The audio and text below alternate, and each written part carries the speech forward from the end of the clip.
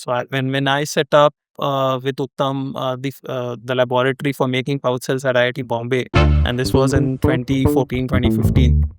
Our only source of understanding of how cells are made were a couple of YouTube videos and nothing else on the internet. Today we know a lot more than that, right? But the details, the small, the fine aspects of how cells are made, manufactured, what leads to solving certain challenges, or what are the challenges as well, because we have not reached that point where we even know the challenges, right? So that how to solve those, that know-how has to be built ground up. That I would say is the bigger challenge. Hi, wherever you're joining me, I hope you're doing well. Welcome to India Tech Report, a platform dedicated to chronicling and supporting the growth of India's deep tech and climate tech ecosystems, one conversation at a time. I'm Hari Arakli, and this is another episode of Conversations. So let's get started. Earlier this week, I drove up to the new office that Apoorv Shaligram, Uttam Sen, and their team have set up at e-TRNL Energy, still being given some final touches before a formal inauguration soon at one of Bengaluru's industrial areas. I sat down with Apoorv to record this episode, and it's always an awesome experience to do this in person, in whatever conditions present themselves on site in terms of light and sound.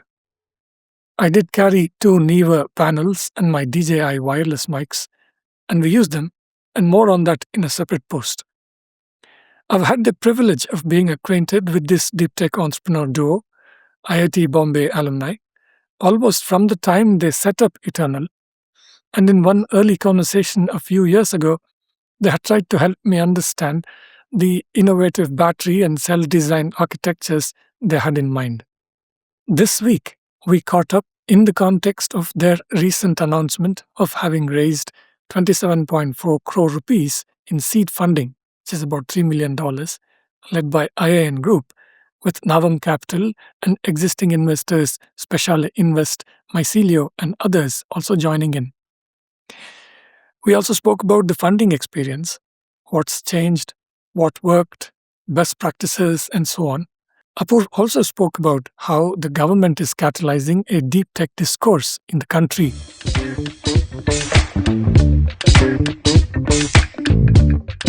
So, Apoorv, congratulations on the recent funding announcement, and thank you for doing this with me for India Tech Report. We get to the funding part, of course, which is a little bit as a news context for us to do this conversation. But also, we've been going back and forth a little bit to bring our audience a small update on your work at e-TRNL Energy. So let's start there. Maybe we can take a couple of minutes to just tell folks what e-TRNL Energy is about, the tech you're developing, and we'll go from there. Sure. So at e-TRNL, we are building a manufacturing technology for battery cells. So it all started, it kind of started when both Uttam and I went to grad school and started working on batteries. So this is a journey starting in 2008, 2009 for both of us. Uttam's done his PhD, of course, from IIT Bombay on lithium-ion batteries.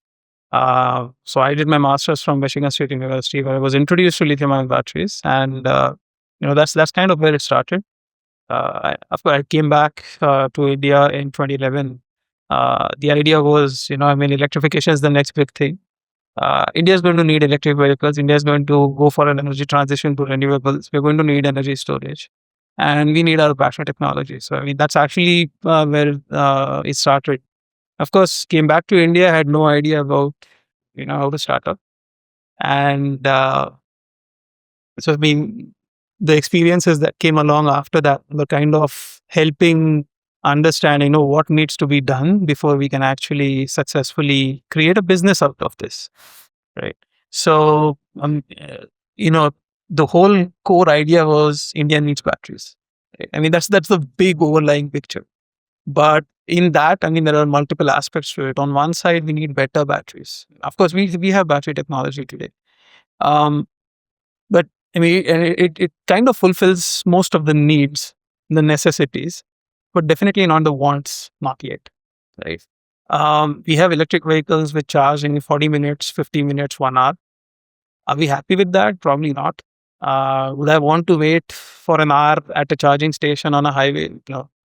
Uh, how much should that be? Should that be 15 minutes? Should that be 10 minutes? That's a want for the industry. Same goes with safety. We've had a few incidents of battery safety, and you know, to me as a cell engineer, if the safety challenge, the concern is coming from the battery cell, it should be addressed there rather than an add-on system, which probably adds to cost. Right. So that was another aspect. So we wanted to make better battery cells fundamentally. On the other side of things, the manufacturing technology aspect, the know-how. Uh, we kind of missed the bus in the early 2000s when we could have started lithium-ion battery manufacturing over here. We need the know-how. We need to know how to make it. We need to know how to scale it. And we need to actually have access to the machinery and equipment and the plant that's required to actually scale it, right? We didn't have any of these as well. So it was an import dependency, not just for cells, but if you wanted to make cells all the way across the value chain. Could we do something about that? So, I mean, that's actually where Eternal came in. So when we started, yes, we wanted to make the best cells possible. Not stick to any one chemistry, but give any chemistry and I should be able to make the best cell possible from that. That was one aspect. The other one was build this entire tech stack, the full vertically integrated full stack of technology in-house, where, we should have machines that are manufactured locally. We should have the process technology that's developed in-house, the entire know-how, how to design a cell and how to make a cell, right? And then finally the product itself. So that's been the goal of Eternal. Formally, when did you start the company? We started in 2021, mid of 2021. Actually, the second wave of COVID was what pushed us into it. Of course, a lot of decision making happened at that time because one, people were stuck at home. They were not doing anything much. On the other side, big life changing decisions come at times when, there's a lot of emotional turmoil around. Sure. And at that time, what was the idea on what you want to build? Did you want to build a new battery cell architecture? What was going on in your mind? See, we started with the battery cell architecture because, again, Uttam and I, we had worked for close to 11, 12 years at that point of time on batteries. And we wanted to, we kind of put together all of our experience in trying to understand the problem first, right? By leave the manufacturing side apart for a second.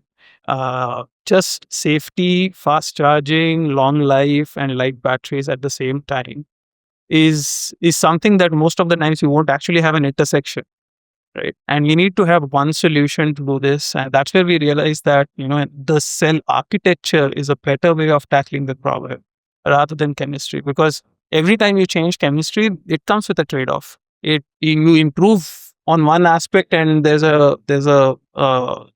something else that goes back. And so that's actually where we started. We started off with this great architecture, which seemingly solved all our problems. But then, very quickly realized that, okay, this architecture works for us. How do you make it? Because there was no existing technology that allowed us to do this. So we had to reinvent the entire manufacturing tech from scratch. It came with the challenge that we have to build our own machines. Again, machine building is not something that we had done before. I'm a materials engineer. Uttam is a chemist and an energy scientist. So whatever understanding of machine building was there is probably from the first year of engineering. And but we said, okay, we will take up this challenge, and we've done a pretty good job, I would say, so far. So where are you at today in terms of going from your idea and concept to getting closer to a commercial product? So we've been proving out all of these concepts first at small scale. Again, it's more of a capital efficiency thing than anything else. You have to build smaller machines, you build smaller tooling. But so far we have built machines. So we actually developed the process. So the conventional cell manufacturing process is a 24-step operation. 32 if you include all the iterations. Yeah. Right. We actually built a process that is 8 steps. For each of these operations, each of these steps, we built machines ourselves. Today, we have fully automated lab scale machines. These are extremely compact machines that we've built. These machines give us the accuracies that we require. We're talking about 5 micrometers plus minus of the variances that we're looking for. And so we've developed the process to the point where we are not having, we are having very, very good yield. We are having very, very good precision. That's what we require. We should not have any failures. Uh, Apart from that, I mean, we worked on building the product itself at very small scale. So it's not a product, it's more of a lab prototype. But we have actually proven that it works. Currently, in the process of taking it from a small scale lab prototype to a large scale cell. In parallel, the machines that we have built, so these are very small machines, these are lab scale machines, and the entire cell line probably sits on a dining table, it's that small. We are currently in the phase where we are integrating these individual machines now into a single block and also scaling it up. So the idea is, build a modular manufacturing unit, one that allows us to do very large scale manufacturing, but in an extremely small compact space. So the advantages roll in right there. So energy efficiency comes in. A large amount of energy consumption in lithium ion cell manufacturing just comes from the kind of air conditioning and environment control required. We need dehumidification, we need clean air, no dust, you need temperature control. Now, if I bring down the size of this, to like a container size, suddenly what happens is my energy consumption comes down drastically because I only have to, control inside the container, nothing outside it. Hmm. Fair enough. Okay, you mentioned some of this in your introduction, but can you now dive into what are some of the specific problems slash opportunities you focused on in the market in India, maybe a bit of the global context, and then how's that today translating into what is your core innovation? So opportunities. See, first of all, anything that works in India on battery technology is probably going to do wonders across the world because of our climatic conditions. If you're building something that works well from 5-10 degrees Celsius to 40-50 degrees Celsius and it's going to work there, it's probably going to do much better in the other markets. So that was the first thing. Build for India first, and build something that really works here. If it works here, it's all already built for the world. You don't actually have to do anything different over there. So that was one aspect. The other aspect that we saw was the Indian market is still nascent today. Both the EV market as well as the stationary storage market, very nascent today. Of course, India being India, I mean, a very small niche market is still very large. But compared to its growth opportunity, I mean, it's in a very early stage. But uh, the challenge with cell manufacturing today is if you want to be globally competitive, you need a certain scale. And that scale, the market is not ready for it. So what do we do about it? So we actually broke down manufacturing to modularity so that instead of setting up, say, 5, 10, 20 gigawatt hour factories, you can actually set up factories in small units and incrementally add on to it because it's modular. You can keep adding modules and keep increasing capacity. So that was our answer. Apart from that, in terms of the product itself, I would say we focused a lot in terms of safety and fast charging. Again, we being technologists, we actually broke this down into a single problem, which was cell heating. So battery cells heat up, that leads to degradation of life. That's why you cannot do fast charging. That's the first hurdle to fast charging. So you need cells to remain cool. Safety is also a temperature problem, so you need cells to remain cool again. And we focused on making sure that the cell does not heat up. Now, of course, there's going to be ambient temperature. We cannot do much about that. But what we really control is that increase in the temperature. Mm.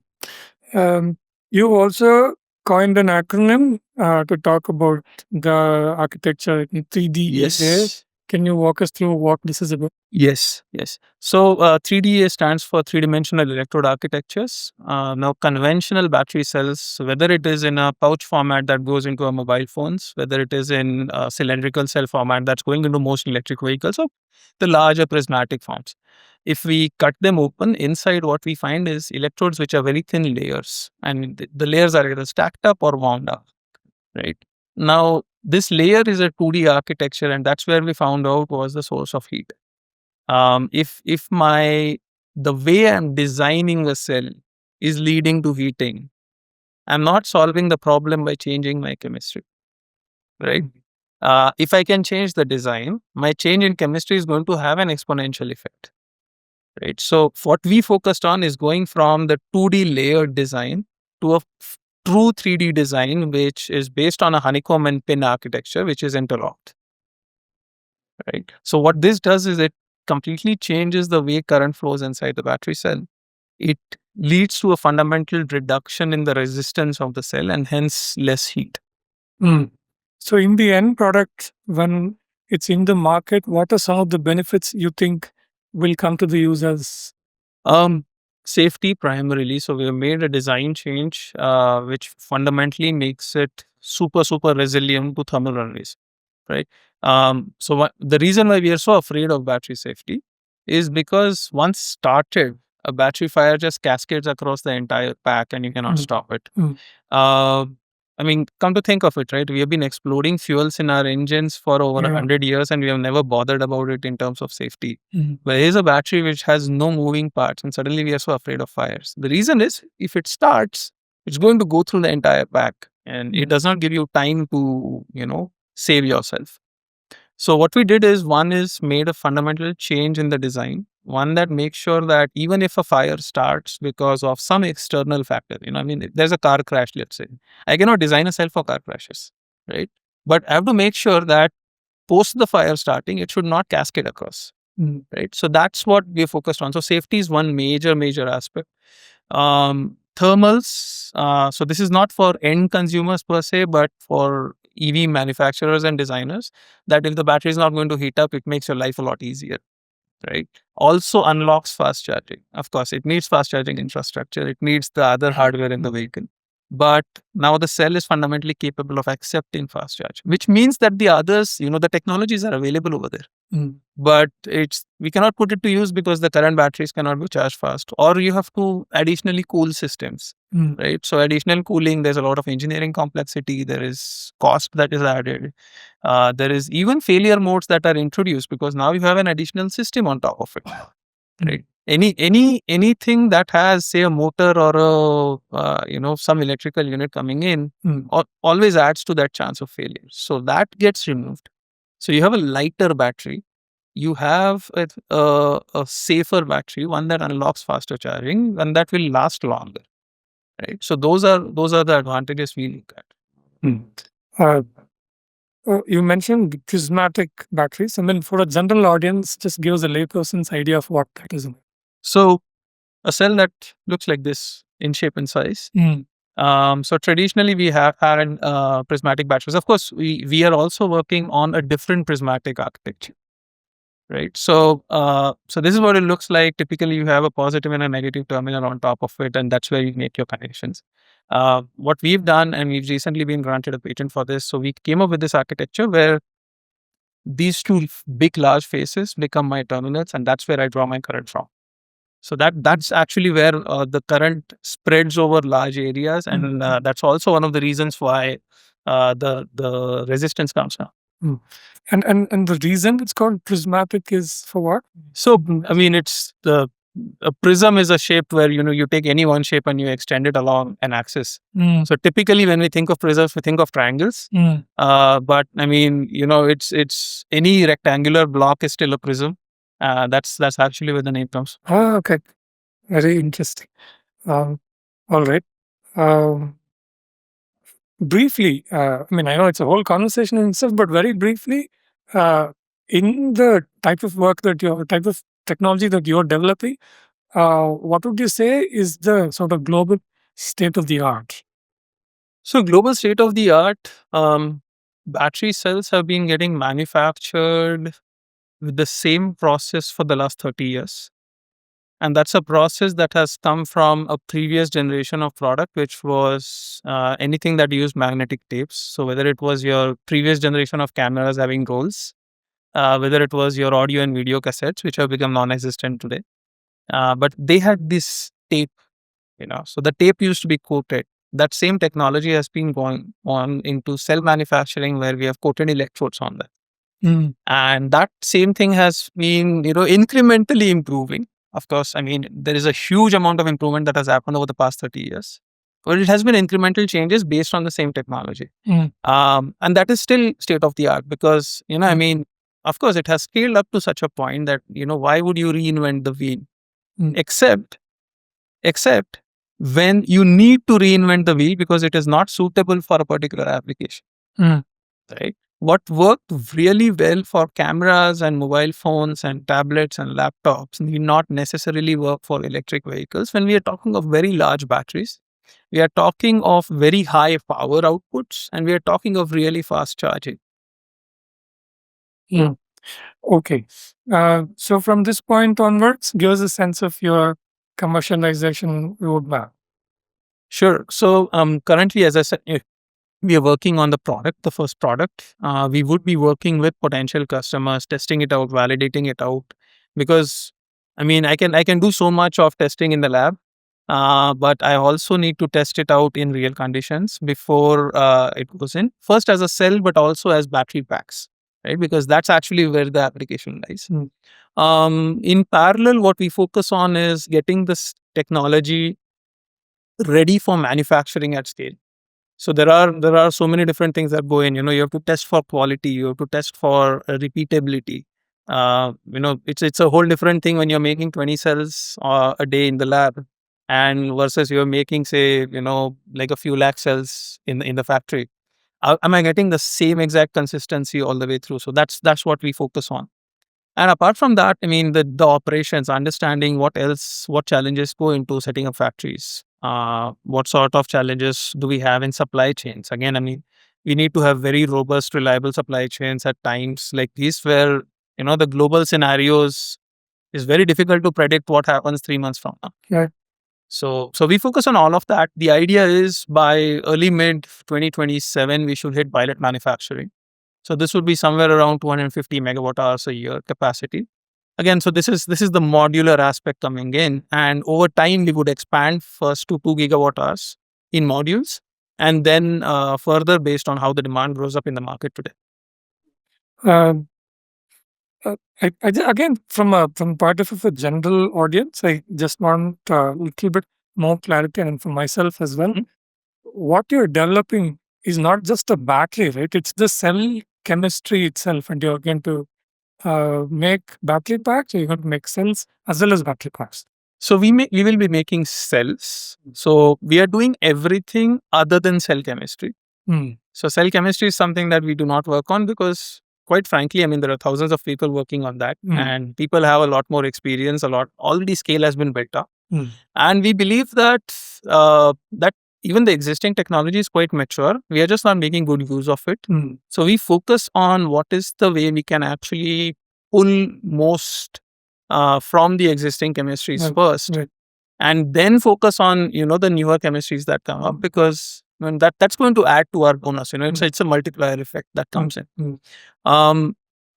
But yes, I mean, we are focusing on the full stack of manufacturing technology, right? From materials engineering and cell design to the process, to the, productionizing, to the machines and equipment that's required for factories. But at the end of it, what we focus on is being a cell manufacturer ourselves, wherein we can cater to different markets with very customized products as well. Yeah. And potentially, who might be your matching customers?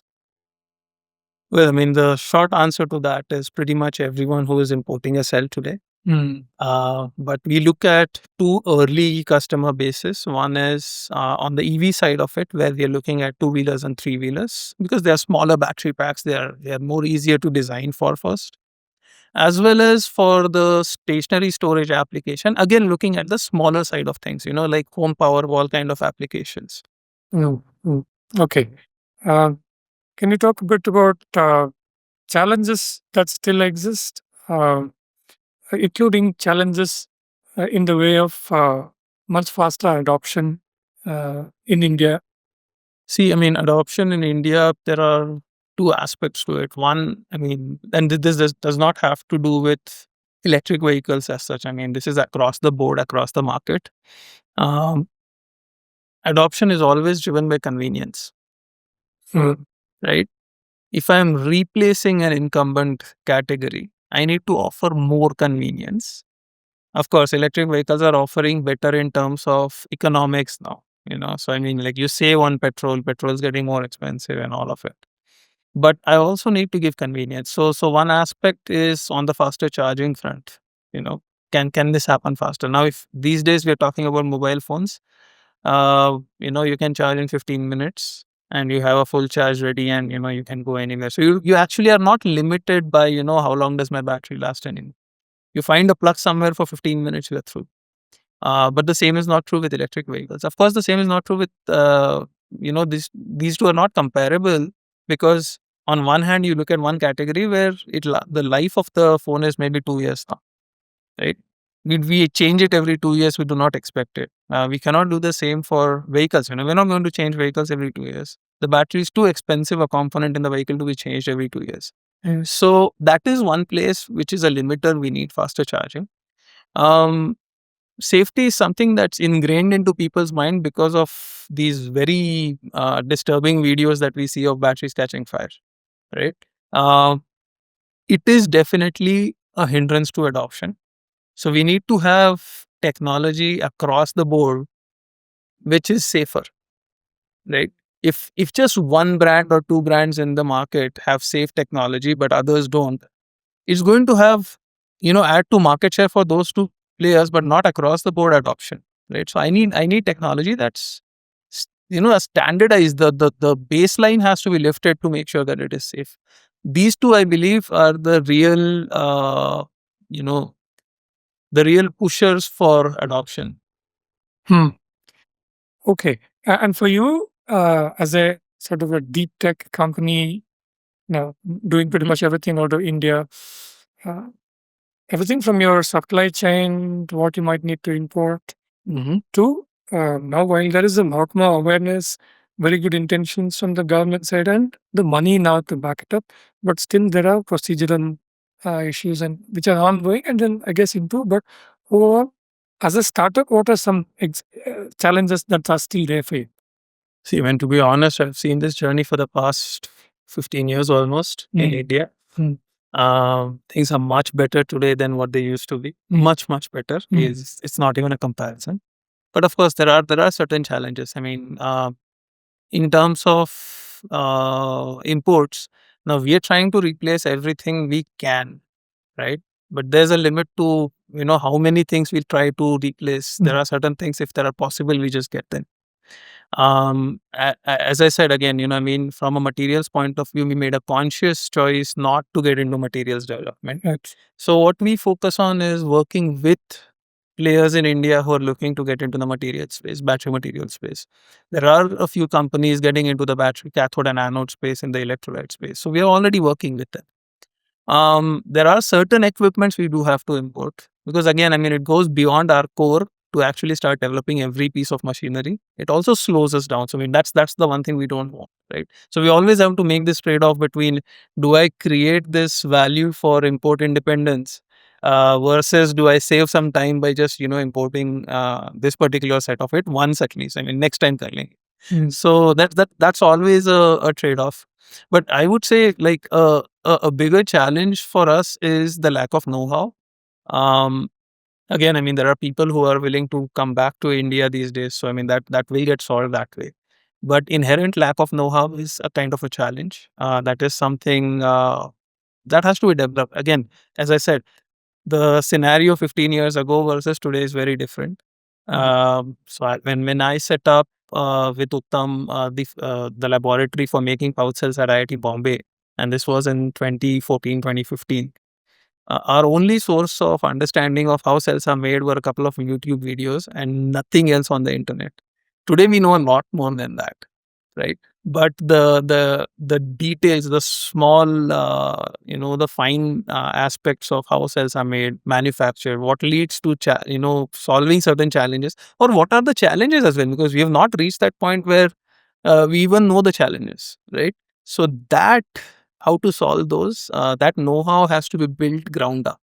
That I would say is the bigger challenge. Mm-hmm. Very difficult to attract somebody from a Panasonic or a CATL. Um, not not so per se, but it is a rarity still. Mm. It is still a rarity. Mm. Mm. Mm. At best, they may have some software centers in India, right? Probably not. See, I mean, if you're talking about getting the cell and battery talent from these companies, that will not be in India. Yeah. That will most probably be either in Japan or Korea or in China, Mm. or a lot of battery startups that came up over the last decade in the United States and in Europe. So yes, those people are obviously there. I mean, in fact, like, we keep speaking to people who want to come back. Mm. But then again, I mean, sometimes, it also has to match with our timelines and our current status. If we are developing the product, we need people from product development. A lot of times you meet people from quality and, scale manufacturing and operations, which does not kind of meet right now. But of course, we are going to require those, if not today, a year down the line. Yeah, fair enough. How many people today in your team? 42. Okay. And I would say it will be very engineering heavy as of now. It's very, very engineering. Mm. Mm. Okay. So let's talk about the funding part of it.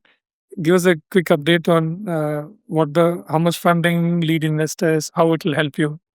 Sure. So, I mean, this was a seed round. So this was led by Iron Alpha. So we had Lavan Capital also come in. We had our existing investors, Special, Misilio, IM Ventures, all write checks again. So this round was 27.5 crores.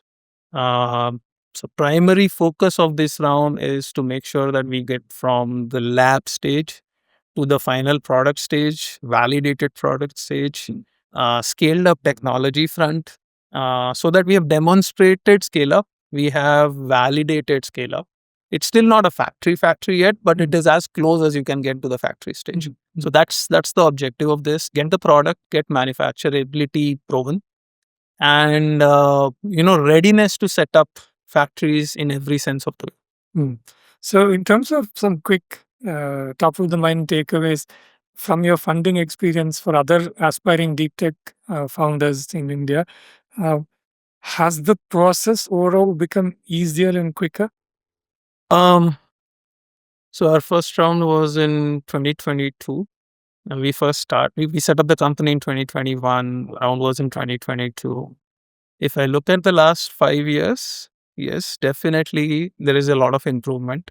Back in 2021, like, people did not even understand why you want to do hardware. Why do you want to do full stack of hardware when focus on one piece?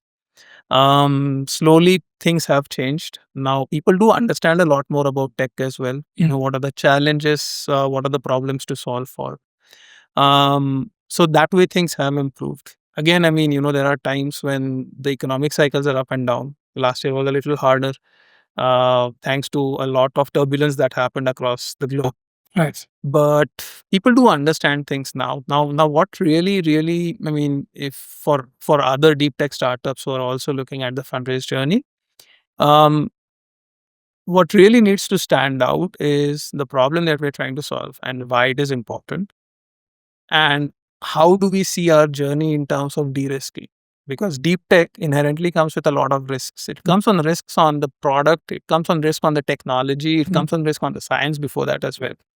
And then come the regular risks of all the other startups. I mean, there's a commercial risk. Will the market accept it? What happens if there are, you know, churnings in the other markets? And there are other risks associated with manufacturing, the regulatory risks.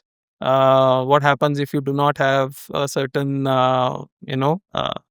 compliance issue, and so on. So all of these are there with every other hardware startup. But then deep tech has 3 levels beyond it, right? So how what we really need to also communicate is, how are we planning? How many have we crossed? and how are we planning to cross the others. So that was one of our learnings. Do you find that in general now investors are a little bit more aware of the significance of the tech that you are developing?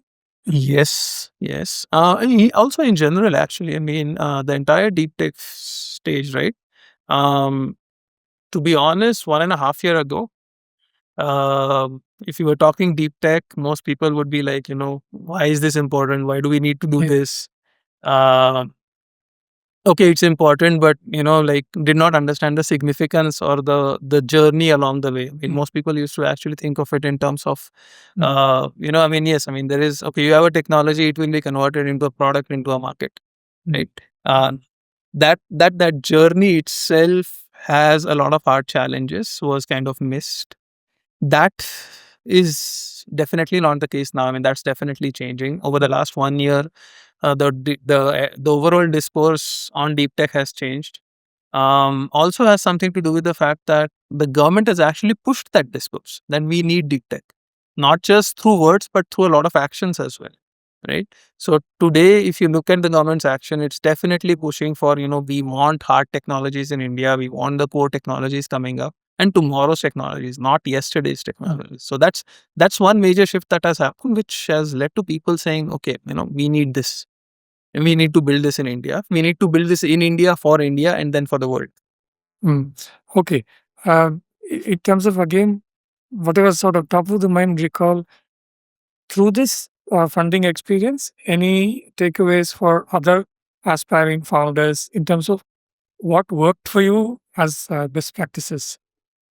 See, again, as I said, right, be very clear about the problem we're trying to solve, how we're trying to solve for it, and be very clear about how we are actually going to achieve it, the roadmap point of it, right? I mean, like at what points, what risks will be solved for and how?